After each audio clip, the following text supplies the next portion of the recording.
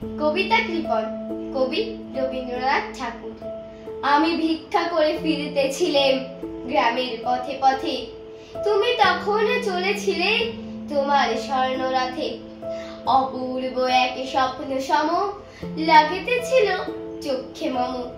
কি বিচিত্র শোভা তোমার, কি বিচিত্র সাজ।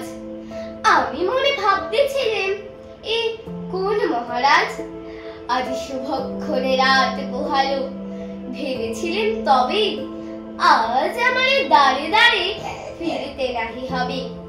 বাহির হতে নাহি হতে কাহার দেখা পেলেম পথে, চলিতে রথ ধন ধান্য ছড়াবে দুই ধারে। মুঠা মুঠা কুড়িয়ে নেব নেব ভারে ভারে। দেখি সহসা রথ থেমে গেল আমার কাছে এসে।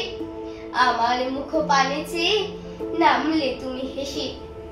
দেখে মুখের প্রসন্নতা জুড়িয়ে গেল সকল ব্যথা। হেন কালে কিসের লাগি তুমি অকস্মাৎ আমায় কিছু দাও গো বলে বাড়িয়ে দিলে হাত।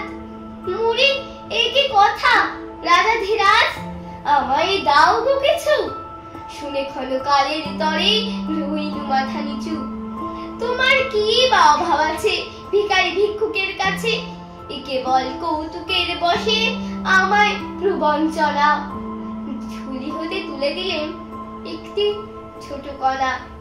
যবে পাত্রখানি ঘরে এনে উজাড় করে, এই কি ভিক্ষা মাঝে একটি ছোট সোনার কণা দেখি।